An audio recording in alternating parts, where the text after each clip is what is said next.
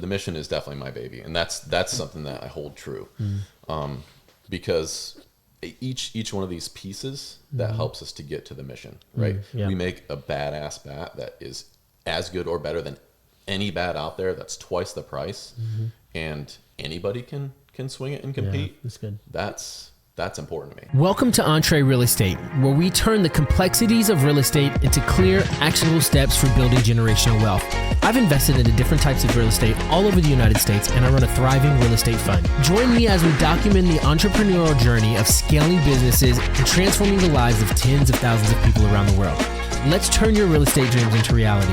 Buckle up, because this is the start of something truly incredible. My name is Devin Robinson, and welcome to Entree Real Estate.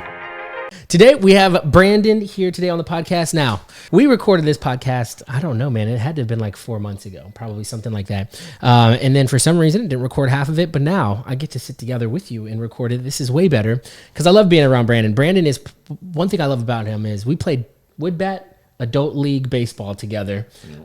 This guy hits bombs, which is awesome because I don't. He does. He hits a bunch of bombs. But it wasn't even that. The thing that really impressed me the most about him was like the way that he really like humble dude. You would never know that he's accomplished what he's accomplished. Had a really good just love for the game, but also to help and serve other people, which I just thought was like really connected us in a way that I just, man, was like really cool to see. And then I get to know the guy and I'm completely impressed by what he's built, who he is. We talk about his family and the man that he is and the husband that he is. And it's just, I look up to you a ton just in that. And so even whatever we talk about today, just know, man, that I value you, your friendship and who you are. And I really look up to you, man. So I appreciate you. Thanks for being here.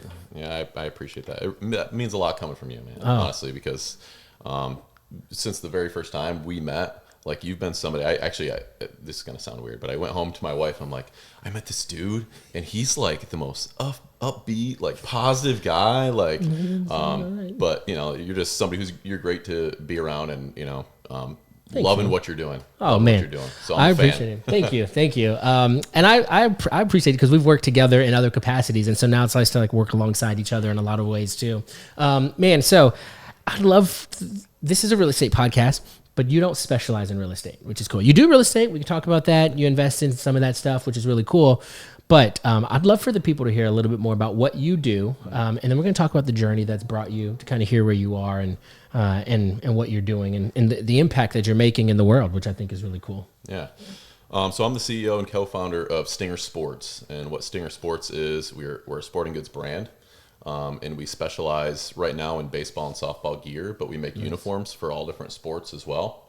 And our main focus is and always has been making sports more accessible through high quality but affordable pricing. Nice. That's something that's near and dear to me and always has been since the very beginning. Well, and that's cool because like you hear people say that a lot. You hear people say, oh, we want to be affordable. You hear these things, but values change, visions change as money starts to come in, or as even like sponsorships demand certain things. And there's a lot of that stuff. So like, what's that been like for you as an entrepreneur, as a visionary for your company to keep the focus, or like, as I like to say, keep the main thing, right? Like you've had a focus from the beginning on what you want to do, easy to deviate from that. How have you made sure that you guys didn't do that? Yeah, honestly, I think it's just staying true to your principles and your mission. That's been the hardest thing too, because you're right. There's a lot of pressure to charge more or to change what your initial mission is. For example, we've had some products that have been extremely well received and extremely popular, so much in fact that we couldn't keep them in stock. We were just selling out so fast, which is a great problem to have, right? And that was off. And I mean, that was like your thing. I remember I watched the YouTube video with the Bat Bros, and I was like, yo, I know this guy. Like, that's legit. Yeah. And it did really well. Yeah. And like you get stuff like that. Yep. And so you have the pressure, right? Where, okay, we're selling this bat that is obviously as good or better than anything out there, and we're selling it for half the price that the competitors are. Could we be selling this thing for more? And I know the answer to that is yes, but you have to stay true to what your mission is. And we're not here to gouge. We're not here to price gouge. We're here to make high quality stuff affordable, and you have to stay with that. that mission from the very beginning and just holding true to that. That's good. That's really good because like I feel like you guys now, of course, this is the overnight success thing. Never really an overnight success. You guys worked your butt off to get to where you were, but it was one of those things where it was like, yo, like almost like it's not an overnight thing, but it blew up at one. Like there was a very defining moment that put the trajectory of it forward fairly quickly. And so for you, what can the tendencies, like what does it tend to be like when you're trying to compete with the big dogs, like the Marucci's and the DiMarinis, and you're up there with literally the best that there is. And I'm sure there's certain tendencies that creep in and like you want to make changes to try to compete, but you want to stay true to who you are. And like, what was that like to try to, I don't know, I guess to try to keep up or not keep up because you're there, to I guess be so in the shadows of, not the shadows, but like be up there with the big dogs now, like to be the underdog with the big dogs. And now you're there, you know, what was that like? I mean, America loves an underdog, right? I do. And I love an underdog too. It's funny whenever, we're watching the Super Bowl or something like that, I'm always rooting for the team that's not the favorite. Yeah. And unless my team that's not Tom Brady. Which yeah, exactly. That's right. He's always the favorite. He'll probably come out of retirement again. And just for the Super Bowl. Yeah. Probably with the Jets or something. Take the Jets to the Super Bowl. I feel like I like that. I like that identity. I like being the underdog. I like being doubted too. For me, I mean, it's kind of fuel. But I feel like you have to stay true to the grind, right? And I know there's no such thing as an overnight success. So this definitely was not overnight success. No. We definitely took off in the BB Core world with that video that put us on the map in the BB Core world. But we were doing a ton of stuff before that. For those of you that don't know, BB Core it's the certification for like high school and college bats. And the video that he's referring to was our very first BB Core bat that we put a ton of time and effort into to make sure that it was a high performing bat, right? We knew the thing was good. It was just, I always say making good stuff is the easy part. It's getting it out there and that's right. Having people buy it, right? That's right. Like making good stuff is the easiest part. So we knew we had a great product, and we just wanted to get it out there. And finally, that video helped to get it out there and give it some validity. That's cool. Yeah, that's funny you say that because I say you could be the best in the world at whatever it is, but if nobody knows you exist, you'd be the brokest in the world, brokest best in the world at whatever it is. And so, because that video, it was cool. Like, it's interesting to have such a defining moment for a product because you're right. Like before that, you guys did a ton of uniforms. You actually, which is really cool. You guys actually, are you currently the high school provider for the High School World Series? Yeah, we are. Yep. And stuff. And so you guys have big contracts on uniforms and you do a lot of these tournaments and do all that stuff. So now it was almost like, oh, this product has come into the limelight of who you got. And then it almost shifted the identity of your company. Like, would that be an accurate statement of like, I guess it shifted the perception of your company, of what people thought you were, because like you see a logo on a uniform, but you swing a bat and you spend money on the bat. Like that's the thing that people mostly know you for. So like, what was that shift like for you? Did it shift the demand and what you guys had to do or operate? Honestly, it was on purpose, that shift. So that all happened when the COVID shutdowns were happening. So before then the uniform packages, that was our winner. That was 90% of our business, right? And so when the shutdown happened and people weren't playing baseball, they weren't playing sports at all, right? They didn't need uniforms. And so we put a very big focus on doubling down on our direct-to-consumer hard goods, so bats, batting gloves, those types of things, because we knew that people they're still going to be practicing, they're still going to be using these things, right? And so we really doubled down on that. We knew that in an uncertain time, a lot of times the human tendency is to retract, right? Because they want to feel safe. And I knew that's what people were going to do. I knew that's what the majority of businesses were going to do because it was uncertain. And we knew that if we were to 10x our efforts for social media ads and things of that nature, our dollar could spread much further. And so that's what we did. And so like, what we're talking is getting in front of people, making good products is the easy part. It's getting it in front of people. That helped us to get it in front of a lot of people for a lot less than we would have before then. So then that pivot, that helped to build up our hard goods. And so then when the team sports came back, now we have 2 winners. And both of those things are now huge parts of the business. Good, man. Where did it all begin?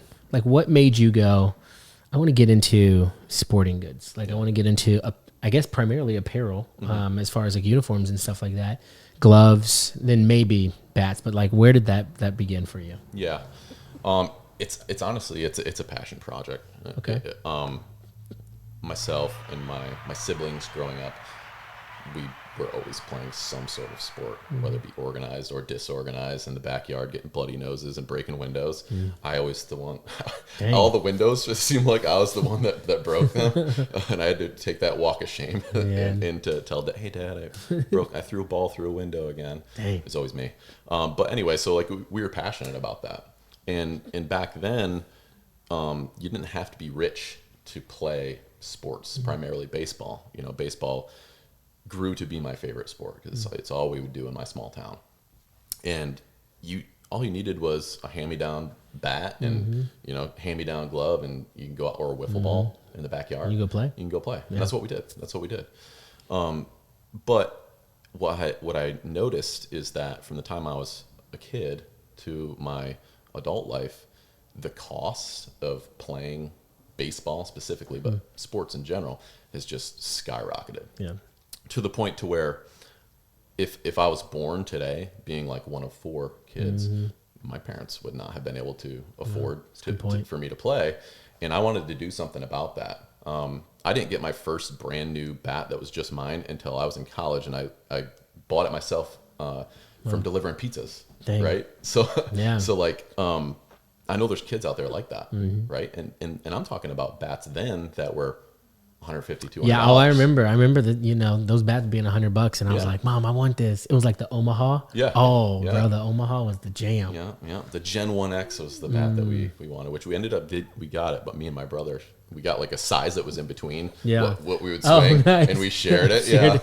Me and my little brother. Oh man, that's rough. But hey, man, we still raked with it. That's right. Still I don't did doubt the it. job. Yeah, I don't doubt it. But yeah, so I wanted to create a company that worked against that trend. We wanted to make high quality stuff affordable for kids, because when kids are being priced out of the game, then the participation is down, and then these kids aren't learning the valuable lessons that you learn with sports every day.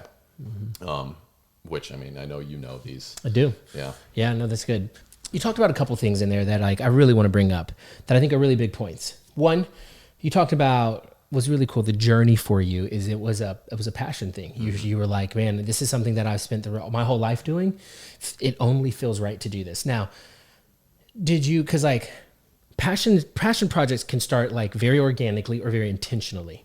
And so was this more of an intentional direction that you headed into, like out of college, or what did you do coming out of college that pushed you into this direction? Or was it like almost kind of organic and random that it just happened?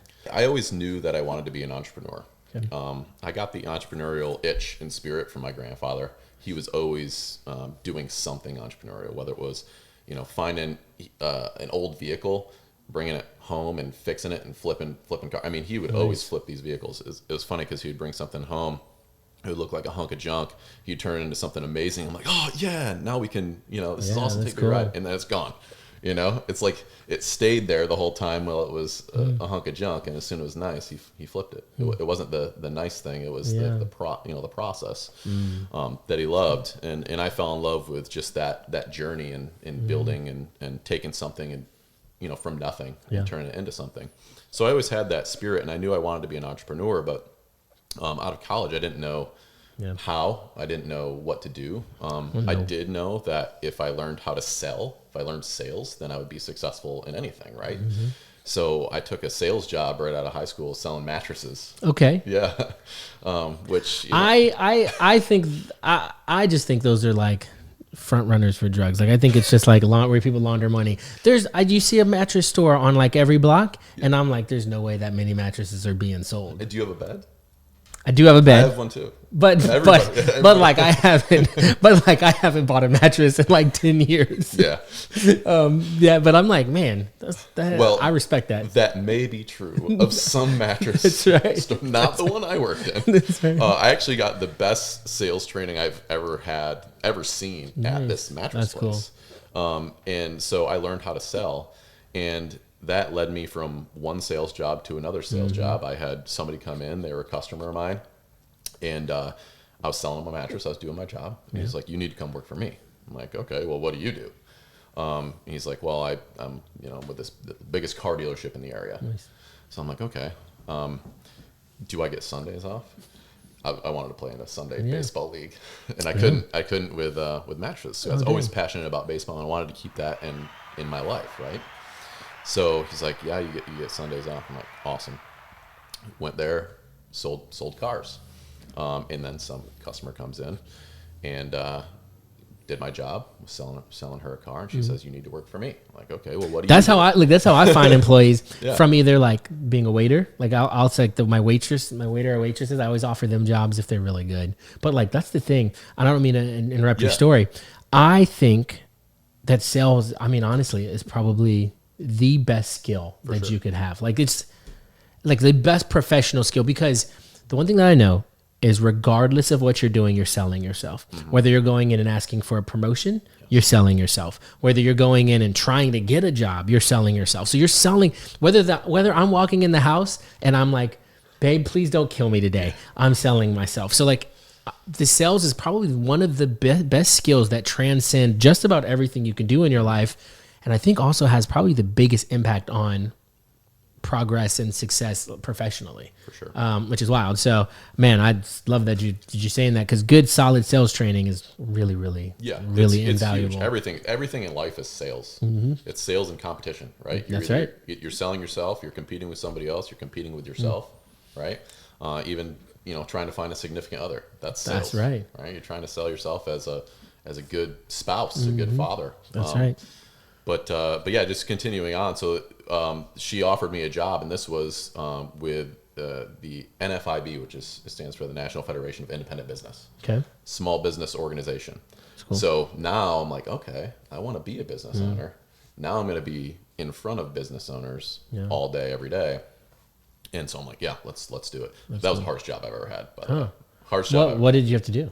It was outside sales, and it was all cold calls. Oh, yeah. So I would have to walk into a business and not knowing this person at all, talk to the owner, get to the owner, right? Get to the decision maker, and talk them into joining an organization in like 15 minutes, and leave with their money, and they leave with a pamphlet.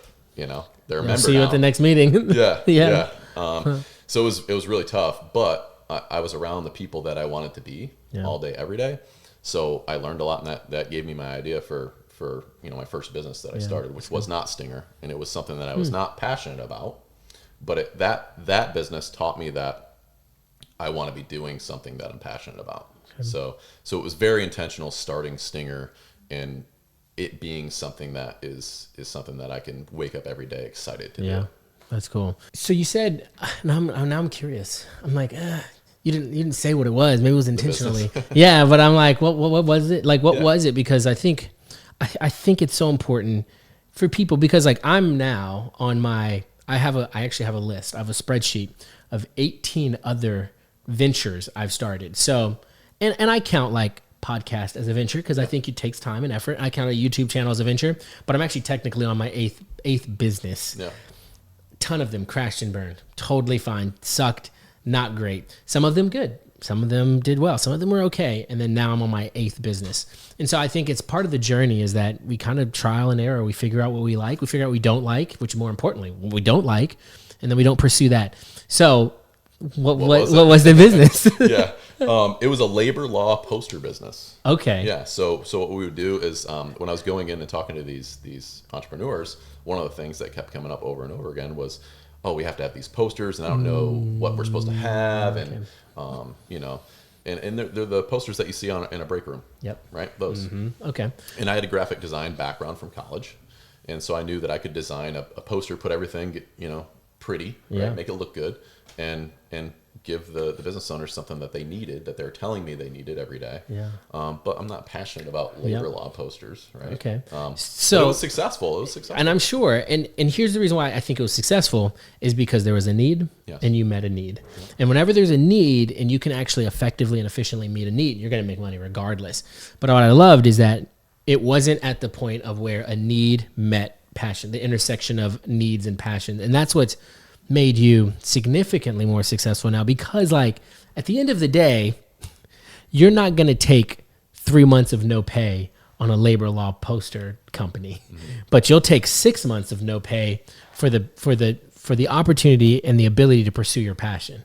And so I think it's really important for people to hear as they're thinking through like, gosh, real estate is not a lot of people's passions, and neither is whatever job that they're sitting in, or neither, and maybe the 9 to 5, the really secure 9 to 5 they're sitting in is not their passion, but real estate is. And so like, it's really important that I think for something to be fulfilling in your life that you want to pursue, it's got to meet at the intersection of opportunity, not opportunity, but I guess where there's a need and where your passions align. Yeah. And that's kind of where you are.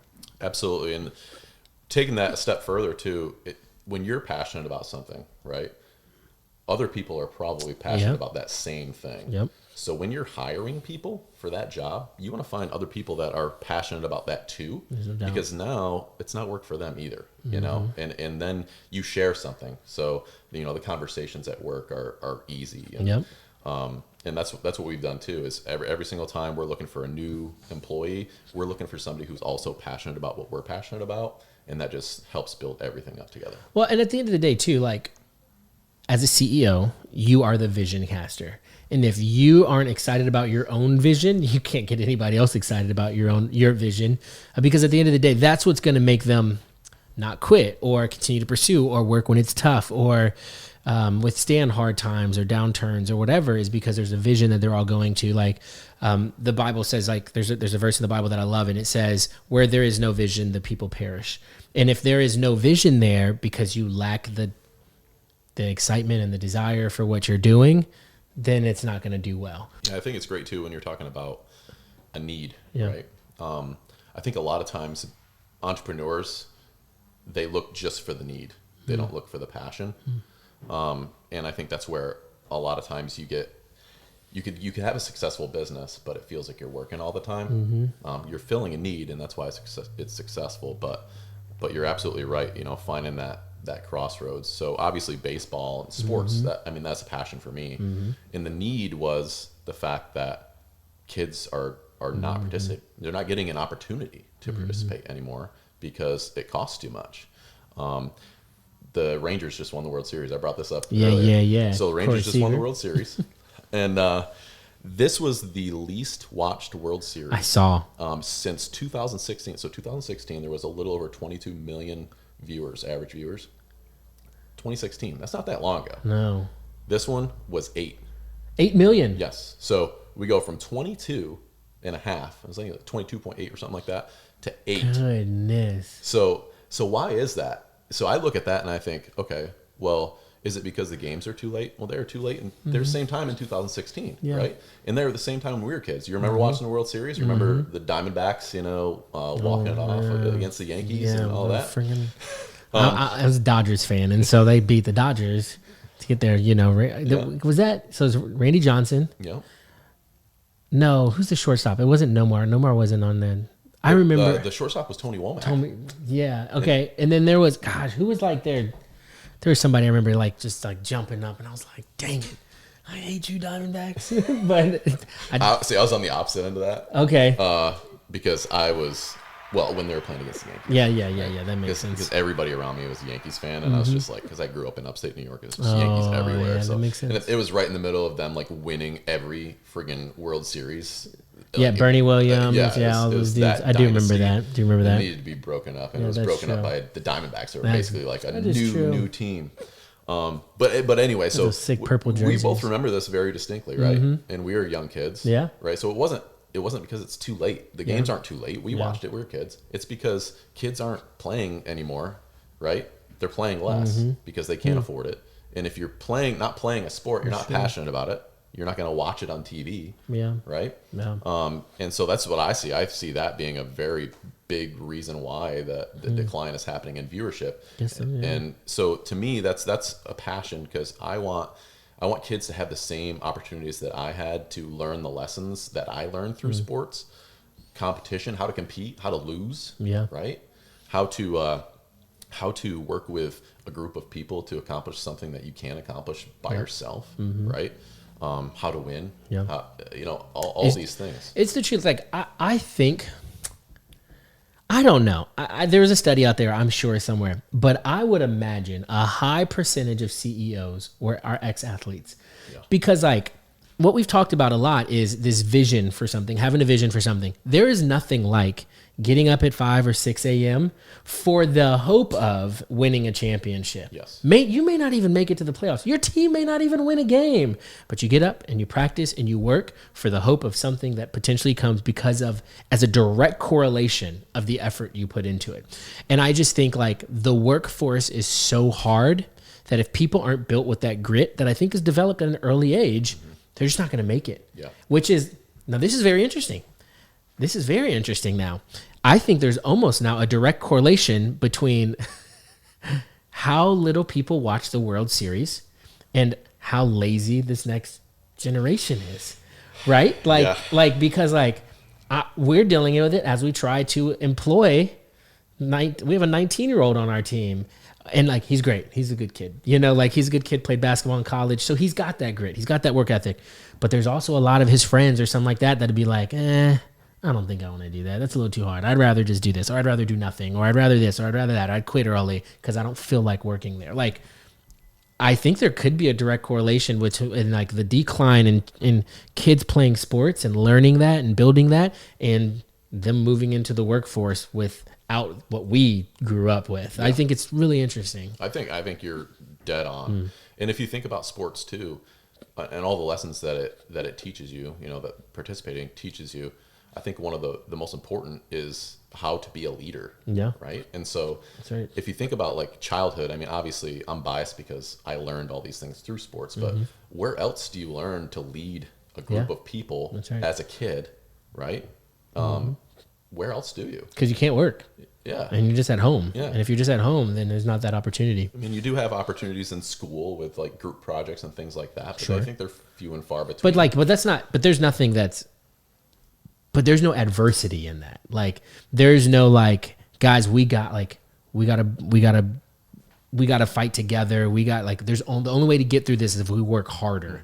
I'm not doing that in school. Yeah. I'm like, guys, I'll take my C's, get degrees. I'm good, But, like, if it's for a championship, if it's something like that, you build together and you work harder. Yep. And it almost reminds, like, I think the closest thing that I've been able to find to something like that, like, our wood bat league was fun. Like, it was fun. We're drinking beer, we're hanging out, we're, you're hitting home runs, and it's fun.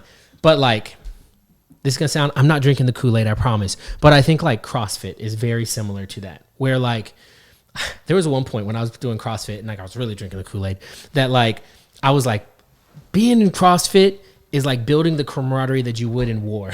Like, because, like, you're in a fox, like, you feel like you're in the pit together with somebody. You're struggling together. You feel like you're going to die. You're not going to die, but, like, I feel like I'm going to die a lot of times. And then, like, even though I feel like I'm going to die, I'm going to push the guy next to me to do better or to be the best version of himself or whatever. And so I think now what ends up happening is guys like me and you, we crave that. Like, we desire that type of camaraderie or whatever. And so then we hitch ourselves to a CrossFit or something else or whatever. And, because I think there's just so much of that in sports that you don't see anywhere else. Yeah, definitely. I mean, I think there's a reason why when people are retiring, in sports, if they're playing their entire lives, they say, what are you going to miss the most? And it's like, the locker room. I'm just going to miss the guys. Miss being around the guys. And I think that's huge. I mean, most of my friends have come from sports. Yeah. And I think that's a huge social part for kids too, is like, developing these relationships and building relationships through sports. That's really important, and it's lacking if kids aren't given that opportunity to do it. Yeah. I have two girls. One plays sports, team sports. Nice. She plays softball. She plays basketball. And she's got tons of friends, and most of them are from sports. Yeah. And my older daughter, she doesn't really like team sports, but she does more individual stuff. She actually does aerial silks. I don't know if nice. You know what that is? Like the things that you're up in. Dangling from the ceiling. Nice. Which is really that's cool. crazy. Yeah. It's super a lot cool. Of core but strength. It's not a team, right? Yeah. So she struggles a little bit more with making more friend groups and stuff because her extracurriculars are more solo based as opposed to being on a team. So I don't know. It's just that's just another tack it on to another list of things that kids get from participating in sports that they're getting less of. That in turn is just it's gonna filter up. So now these kids are gonna have less people skills, and So I think now I'm probably gonna get a little too deep here. And I, as a person of faith, like I believe that we're created for community. And so in that creation of community, you actually said something, and I thought it was going to take a completely different turn, but you were like, when people retire, and I was like, I heard this stat, but like, and then you said from sports, but it's like, but when people retire, there's like a much higher mortality rate after retirement than there is before retirement, because like people are lonely. They're not around people. They don't know what to do with themselves. And I think we're created for a sense of community. And I think sports does a really good job at instilling that into us at a young age and teaching us, really important, teaching us how to interact, how to lead, how to deal with hurt and pain, and how to deal with being kind to somebody else or being tough on somebody else when they need it. Like there's so many social things that we learn because of sports growing up that are just directly applicable to how we work in the workplace and how we run our companies. Yeah. Because then that's like the direct correlation to it is now you're running a team. Yeah. And it's funny because I tell her, how companies will be like, oh, we're like one big family, all this stuff. And I'm like, nope, no, we're not one big family. I love you like family, but we're a team. And if you don't perform, you get cut. Yeah. That's just how it is. Sure. And that's just the mentality that we grew up on. Yeah. That sounds interesting. Yeah. I think another really key part to all that is, talking about how successful people come from sports and playing sports as a kid and growing up and learning those lessons. What is something that most successful people do when they see their friend succeed? Are they happy or are they upset?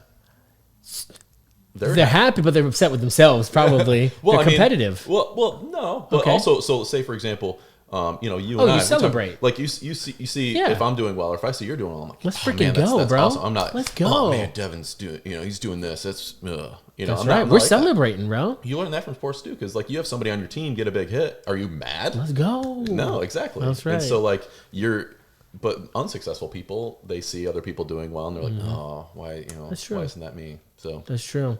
Yeah, that does bring a lot of that into it. It's so interesting the way that athletics transcends. Also, like in the same way sales does, athletics do too. Because you mentioned competitiveness. I think there has to be a certain competitive drive that pushes you to be the next level. Now, the thing I do want to preface this is like, if you didn't play sports in your life, does that mean you're not going to be successful? Like, no, of course not. My wife, I love my wife. doesn't have an athletic bone in her body. And even like my son, giant, huge. He's 6 years old and he wears the same shoe size as his mom. So like he's 4'3", he's a massive child at 6 years old, but he loves architecture. He loves this stuff. And I don't want to push him to sports if he doesn't want to play sports, but I will try to continue to instill the same lessons and the same character and things like that sports have. I probably will push him to some sports just to let him try it out. But yeah, because I think it's so important. So for you, man, I think now we've talked a lot about where you are, where you've been, not for where you guys are going. It's very interesting when you move from one product to a different product, add that on. What's it been like now scaling that up? Because like you walked in here and I was like, oh, how's the bat doing? And you're like, we got 4 more bats. And I'm like, shoot, okay, like, all right. Like, what's that been now opening up like essentially like products of products, Yeah, it's been fun. It's been fun. It's a lot of work. It's a lot of work. But I'm always looking for what's next, and I'm always wanting to create new things, right? Yeah. That comes from my grandfather with the car, right? He didn't like the finished product. He was looking for what was the next product to create. the next car to fix. And so it's been fun. It's been great. That's I mean, we're talking about doing something you're passionate about. That's a passion. I like to create things. So, and invent things that don't exist. Look for some things in some products, some things you can change, some things you can make better, and then do those things. But yeah, it's fun. But it's challenging. Scaling that stuff has been, especially with retail. For us, we've been a direct-to-consumer brand primarily. And this year, we've really taken more of an effort to get more into the retail space. And so that's been challenging because it's new. Anything new is challenging. Yeah. But, I'm up for a challenge. And we're gonna win. We're gonna win. So you mentioned your grandfather a lot. Did you spend a lot of time with him? I did. Yeah, he's no longer with us, but yeah. It sounds like a lot of the same things he did, you do. Where it's funny because I think a lot of people, what burns people out the most and what probably eliminates more entrepreneurs than anything is when they finally get to where they want to be and they're not satisfied. Sorry, then they realize that it wasn't what they thought it was going to be. Yeah. Because they put so much hope and desire into the finished product of it that they didn't love the journey along the way. Yeah, you know what I'm saying? And so for you, like your grandfather loved the journey and you watched him love the journey. Yeah. And then now you love the journey. And so what are some of the things, like, I guess, I don't know, this is really cool. What are some of the ways that your grandfather impacted you and how you run your business and what you're like now? I think that's a really, really cool thing. Yeah. He was always, like I said, he was always somebody that was looking for the next thing, right? And the journey was his favorite piece. And it is kind of funny because when I was a kid, I didn't understand it. I learned it like looking back and seeing that. It's like, oh, okay, it wasn't about the nice truck that he just made. It wasn't that. As soon as it got nice, he got rid of it and got another piece of crap. He just enjoyed turning it from this to that. And so I think that's probably the biggest thing that I got from him was just it's the journey. You're exactly right. It's not the end game, it's the journey. And I think for most entrepreneurs, is there an end game? Or do we just like the grind? Do we just like the journey? You know what I mean? And I think that's what separates it, because I do think that our culture is full of this like entrepreneurial like hype, but it's like, no, you should not be an entrepreneur. Like you'd be much better at going and working for a bigger company and sitting not in a cubicle, but like having an office there and then like going home and leaving it at work. It's not for everybody. It is not. No, it's not. It's very glamorized. It definitely is. Yeah. Well, people don't see all the that's right. the freaking work that goes into that's it. Right. And they just see like, he can take a day off whenever he wants. No, can't really do that. Which is the finished product. Yeah. Right? Because like in the beginning, we leave a 9 to 5 to work at 24/7. And so then like the finished product is now it's gotten to a place where I could take a day off. Sure. But then that's all they see is he just takes days off. Yeah. And so it's the journey. It's the tip of the iceberg. And it's the journey that got you there. Right. Which is so important. As I think about it, I wonder if because your grandfather would just flip things and just let it go, it makes it easy for you, because like sometimes I think I'm like, yo, he's created this bat. That's like his baby, but it doesn't feel like any of it is like your baby.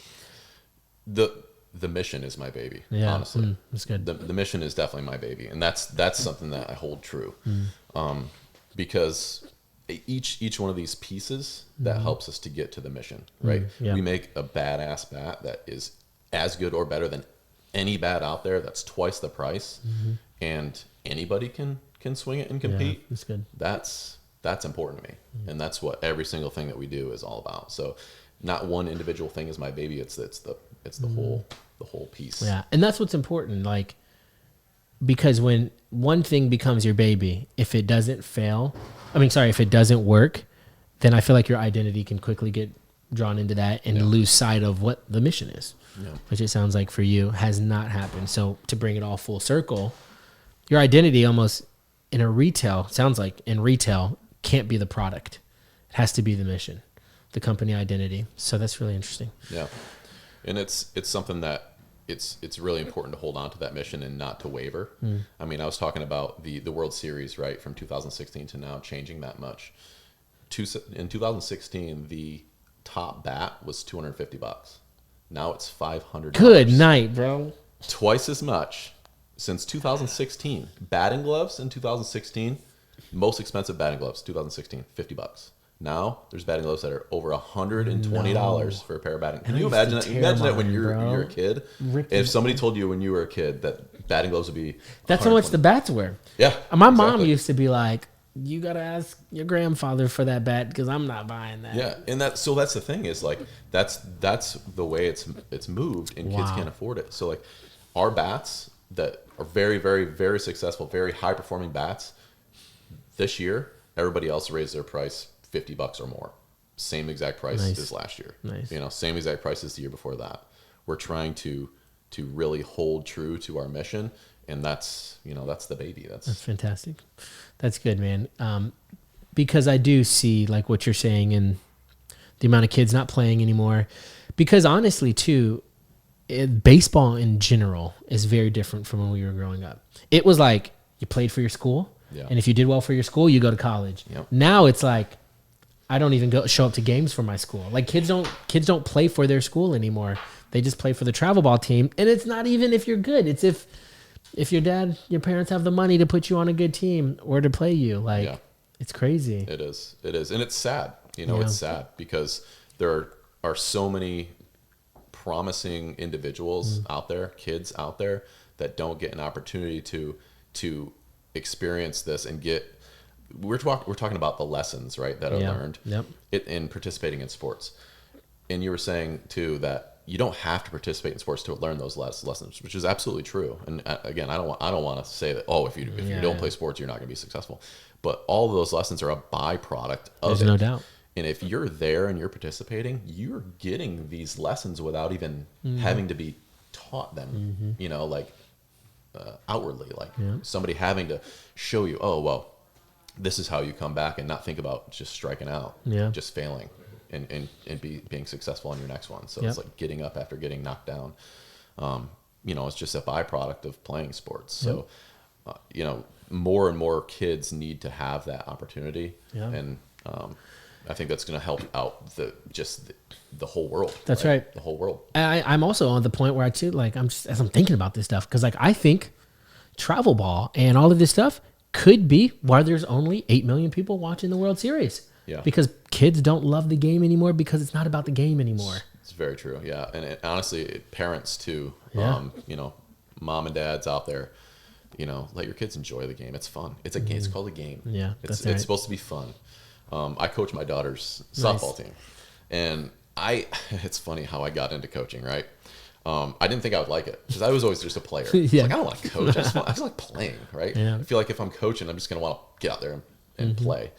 And I kind of got into coaching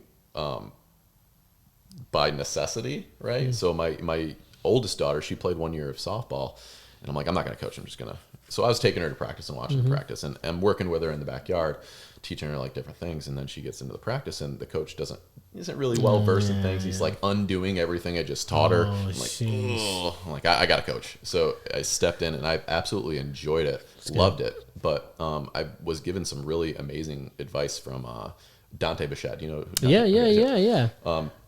His son is a beast. Bo. Well, he's got another son, Dante Jr. Okay. And he was telling me a story about the two of them and, the difference in his approach with the two kids.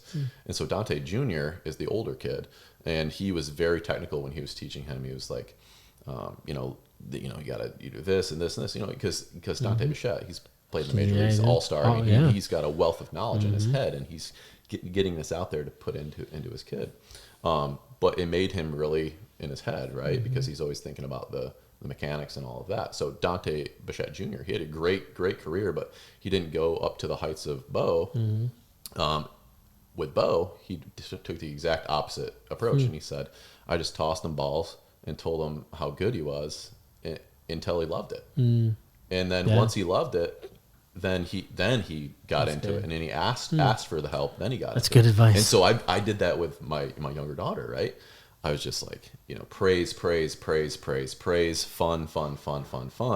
And then finally the day happened.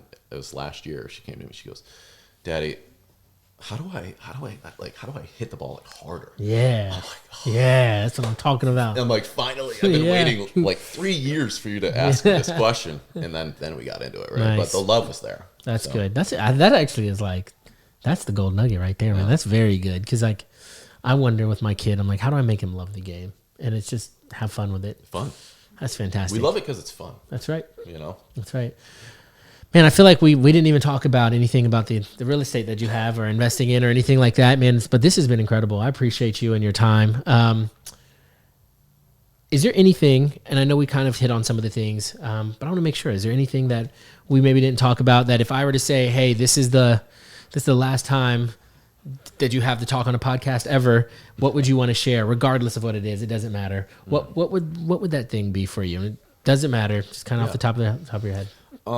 Honestly, I'd say, guys, don't do stuff you hate. With your life.